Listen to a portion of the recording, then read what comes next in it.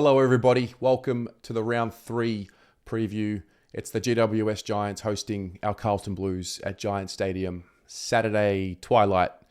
It's good to be back on a weekend after a few Thursday games. I don't mind a Thursday game. I don't. 2 in a row, you're pushing it.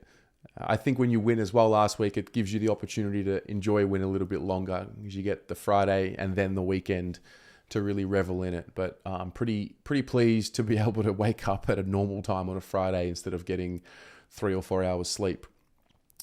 This week, the Giants at Giant Stadium. I have so many bad memories with the Giants. I have a bad memory with the Giants at Giant Stadium as well. It was the last time I traveled interstate for a game. I was there, and it's funny because that game on that night against the Giants at the graveyard that is Giant Stadium, it was cold, it was wet. That was really the beginning of the end of the former regime, we'll call it.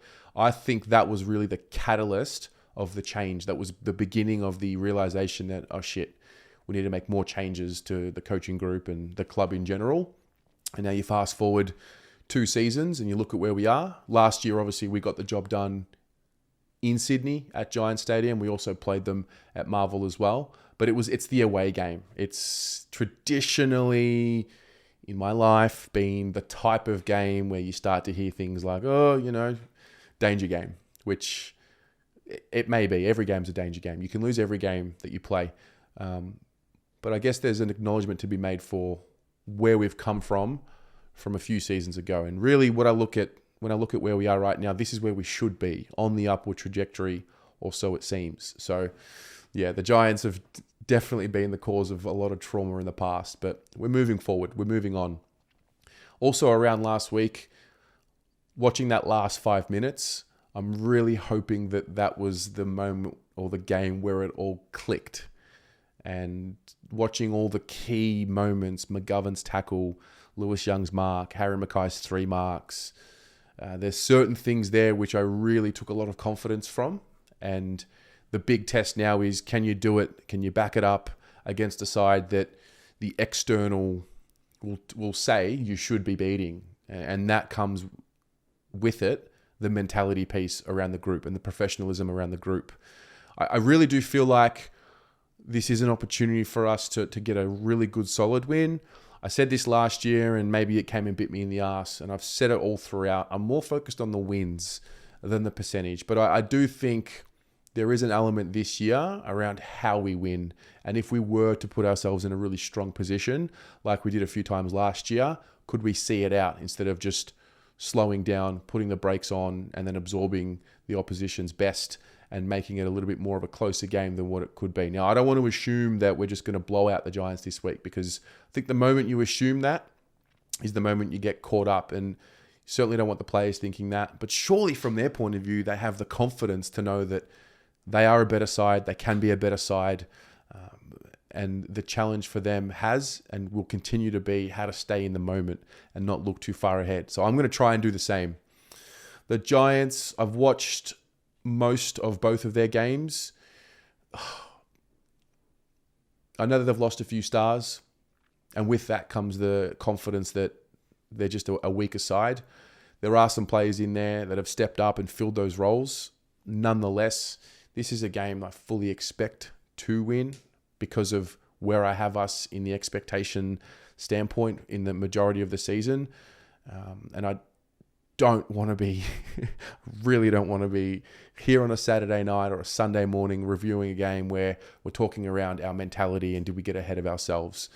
So far in the season, they're a high handball side. They move the ball a lot. And the one thing they've even done the one thing they've done this year that they were doing last year as well is the way that they pressure. Now that fell away a little bit against the Eagles, particularly when they gave up 8 goals in the second quarter, I think it was.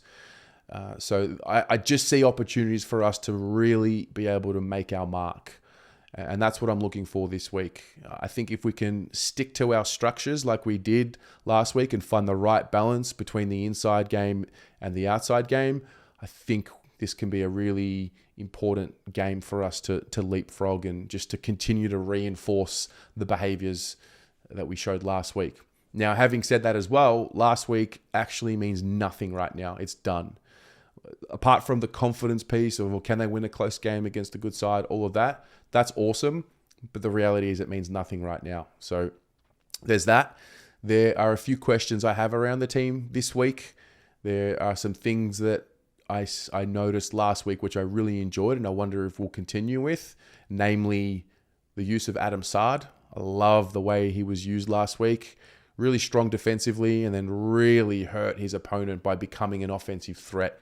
So the balance between what he does offensively and defensively is something I'll be looking forward to this year. I also remember that being a really important factor in the game last year at Giant Stadium, what he was able to do for us in that game. So I'm really curious to see how we use that. Also because I think we definitely need to have that dynamic player off halfback generating ball forward for us. And I think Sardi's probably one of, if not the best kick in that back line, especially with his pinpoint kicking. And also he seemed to generate a lot more territory with his feet last week. I think he had over 600 meters gained. So I'm looking forward to that and seeing what happens there. The ruck situation and what it means for the forward structure is definitely something that's at the front of my mind.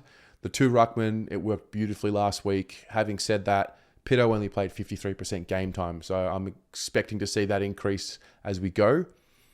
And then also I want to see, what does it mean for a guy like Jack Silvagni, who was subbed out last week?